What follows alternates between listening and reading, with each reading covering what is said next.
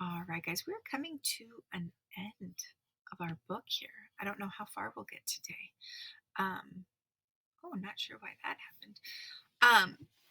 So, as always, when we are getting started to read, we always have our reader's response journal nearby so that we can focus really strategically on something. Last week we talked about settings. This week we're working on inference. Okay. Inference is when you make some sort of assumption or some sort of guess or prediction based on text clues and your background knowledge, right? And so things that you already know, that you've already learned, are over here. And then things that you're reading over here, and you combine the two. And when you combine the two, you get inference, which is that ability to make predictions. Now, today's focus, let's see, yesterday we focused on what you were wondering about books that you're reading. The day before, we talked about predictions that we were making based on the books that we're reading. And today, we're working on why did the character do that? Like stopping to think about something that character does and then analyzing it and being like, well, why did they do that? And so maybe you have had an experience before in the back of your head and that you're using that information to figure out why somebody does something. Examples. Why is Haley upset with her dad? Well, if you've ever had a dad that's kind of disappeared on you, maybe you can understand how she's feeling. And she's mad because she can't count on her dad. Her dad's gone. Or why did she finally decide to share her story with other people? And maybe if you're really private and you kind of keep to yourself, and one day you share a part of you with somebody else and you let yourself be vulnerable to that, you would understand why she did that. So today, as we read, we're going to start thinking about something that the character does, whichever character. It does not have to be a big thing, guys. This doesn't have to be like, oh my gosh, why is she like jump off that cliff and dive into the water when there were sharks down there? Because she's crazy. Like, it doesn't have to be like that, right? It doesn't have to be a big deal. It can be something really small. Well, why didn't she stand up for herself? Or why did she stand up for herself? Or why'd she try to make new friends on her basketball team? Or why did she let the dragons take over? Whatever it is, it's all good. So we are going to just be thinking about that. Why did a character do something while we're reading this story? Oh, I hate it when we come to the end of good books, you guys, because it just feels sometimes like losing a friend. Chapter 36. Why do you think, what do you think your superpower would be? Holly asked me as we waited for Kira to pick us up after school. Someone had drawn a hopscotch game just outside the schoolyard fence, and she started jumping up the numbers, then turning and jumping back down them again. Oh my goodness, I can totally make connections with this. Anytime I run across a hopscotch on a sidewalk, I am jumping. Anytime. I had just been wondering that myself, wondering who the superhero is with a dad in prison.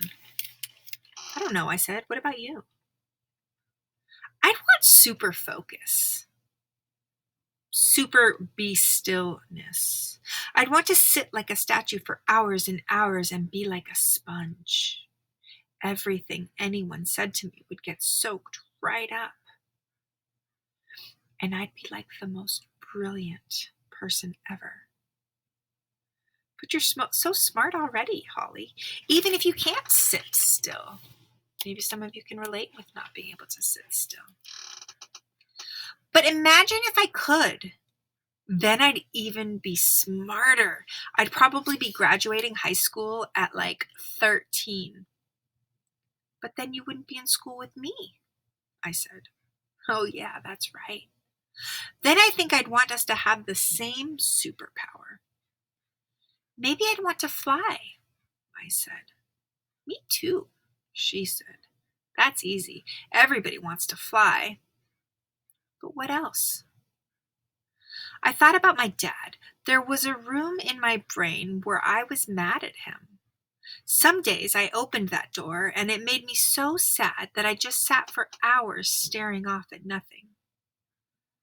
Those were the days, Miss Laverne said, and my uncle, and even Holly left me alone.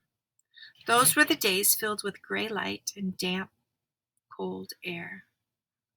That was the room where I realized I couldn't forgive him. I said slowly, I think I'd want to forget. So now I'm wondering,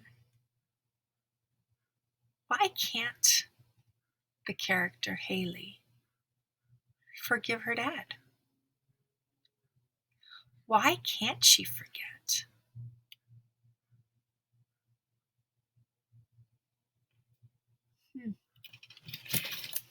Right? And I'm going to stop and I'm going to look. And why did the character do? So why does she not want to forget or forgive? Holly stopped jumping. Forget what? You know, about what happened between my mom and dad. I want to just imagine that I always had a dad, that I never had a mom. But you did have a mom. I know. You'd want to forget even the little teeny bit you know about her? Holly frowned, confused. It's not that. It's just, I don't want to be sad and mad when I think about it all. I just want to think about the good stuff. Then you want forgiveness, not forgetness, Holly said. Forgiveness, I thought. I want forgiveness. Standing there, I realized I'd first have to forgive my father. Not forget, but forgive.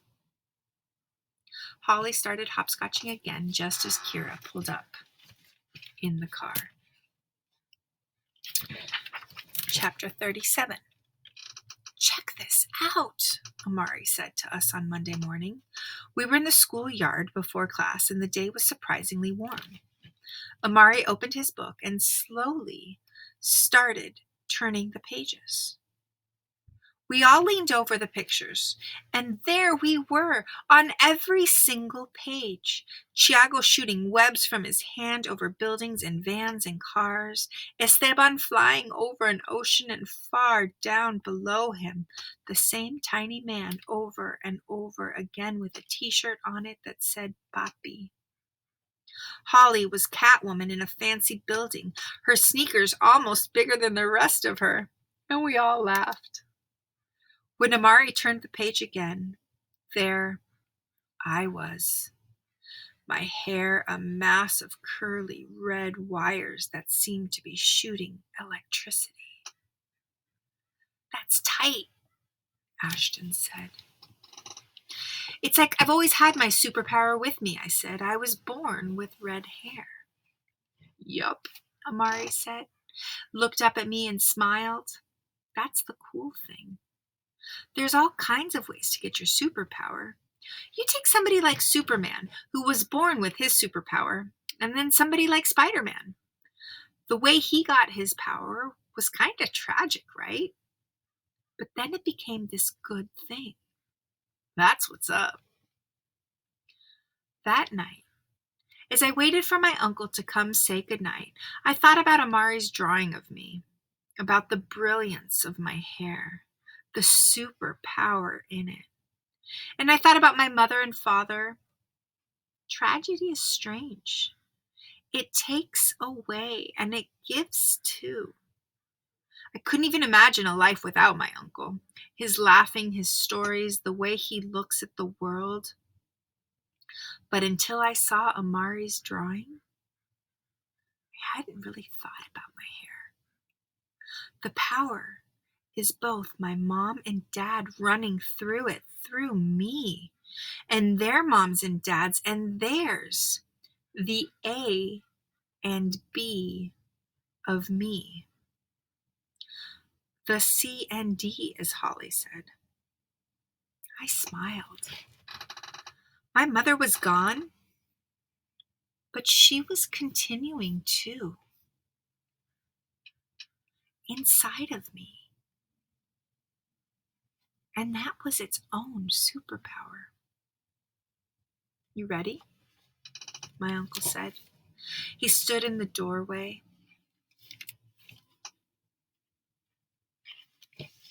holding his guitar. Before my father went to prison, they played music together. My father on the piano, my uncle on the guitar. Lame songs about mountains and clouds and rainbows, my uncle said. But then, when my father went away, my uncle started writing his own music, telling stories in his songs. Sometimes he played them for me. I liked falling asleep to the quiet hum of his guitar and his soft voice, the notes trembling. My uncle had lived through it all. The car accident, my father being taken away, him suddenly not just my uncle, but also my mom and dad too. He was my superhero. Yeah, I said it. I wanted to tell him about the day, but instead, I pulled the covers up over me and smiled. My uncle sat in the small chair at the foot of the bed and started strumming his guitar. All right, guys, I'm going to check and see how much we have left here. Oh, man. All right, there's only 10 pages left, so I'm going to save the rest for tomorrow, and we'll finish this book on Friday so we can start something new on Monday. Okay, let's go to our reader's response journal, and let's check it out again. Let's see, what are we supposed to be looking for today? It's a huge thought, right? That idea about forgiveness versus forgetting. It's got to be hard. I don't know how they do that. All right, so when we make inferences, you use text clues plus your background knowledge to make a conclusion about the text. Why did the character do ... So I want to take something simple like Amari and his drawings. Okay, Amari has redrawn all of the kids in the classroom as superheroes. Why did Amari draw his classmates like superheroes? I want you to take a second to think about that. Why did Amari draw his classmates like superheroes? I'm going to think about what I already know. And I'm going to think about what I'm learning.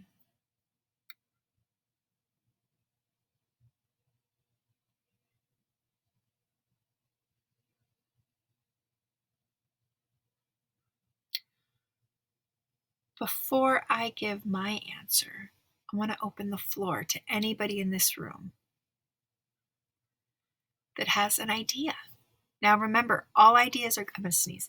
All ideas are good ideas, right? There is no right answer. We all bring things from our own background into the stories that we read. Does anyone in here have any ideas as to why Amari would have drawn his classmates like superheroes. I'm seeing some yeses. Kathy, do you care to share with us what you're thinking?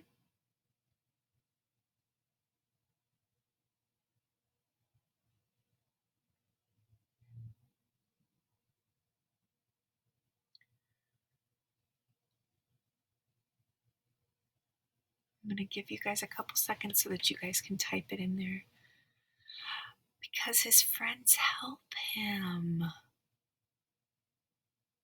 I love that, Kathy. That's not something I thought about. I love that. Yes. Right? Because his friends help him. They're superheroes to him.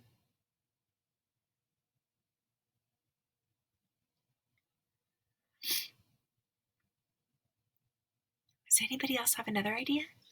Because I had something different than that. Thank you for being brave, Kathy. I love that.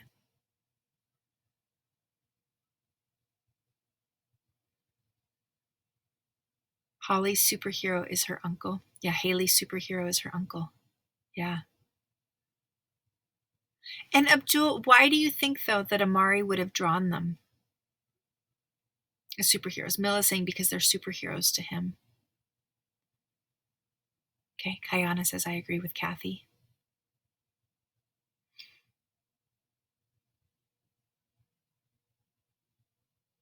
Yeah. I think you guys are completely correct, right? Like, these guys, to him, are superheroes. And that's kind of along where I was going to go with this. I think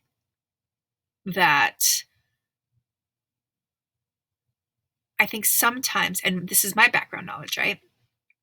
I think when kids are put into a special room, they lose some of their power because they don't know why they're in this room and they don't feel like they're like the rest of the kids. And I really think that Amari really was like, you guys are special. Like, we're all special, right? We are in this room. We are smart. We are powerful. Even if other kids laugh at them. And I think he was giving them that power by letting them know that, like, that is their superpower. Like when he draws Haley's hair, and she always like hates her bright red hair, but he's like, no, that's what makes you special. That is your power. And I think exactly, they stand together. They are like this group of friends. Gildardo, I think you're right about that.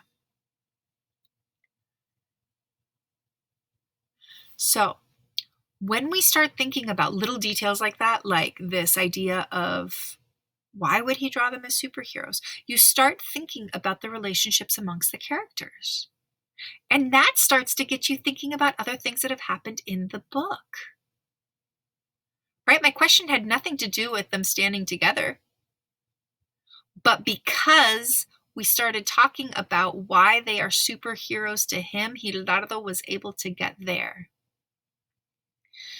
Because his friends help him, we were able to start remembering different ways in which they helped him throughout the book. They band together when Ashton's getting bullied. They help Esteban get through the pain and suffering of having his dad disappear.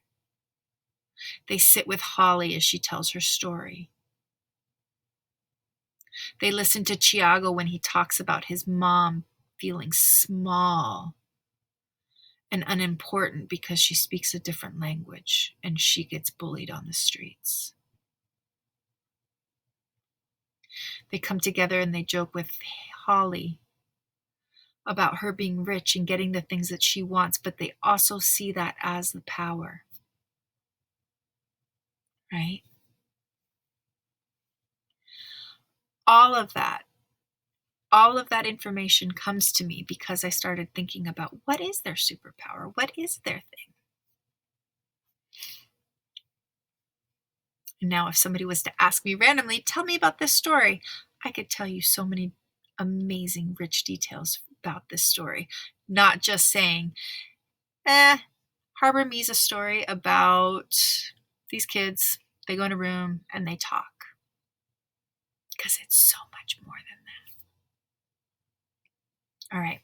I want you guys to figure out why did the character do something in your story? So you're going to do your silent reading from here until 11:15.